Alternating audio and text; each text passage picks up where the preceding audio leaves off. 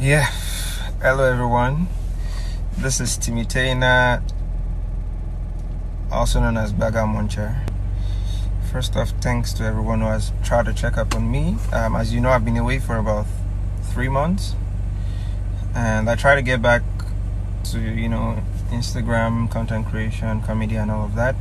Sometime last week, I tried to log into my Instagram. I was able to log into my Instagram. I was going through my Instagram, and I got a message, a pop-up saying I should verify my identity. I did that. Let's say 24 hours. After 24 hours, my account got disabled.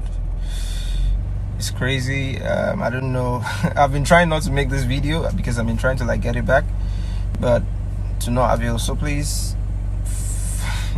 follow me here. I'm here at the moment, and if you have any help you can render in getting my account back, please, I'll appreciate it.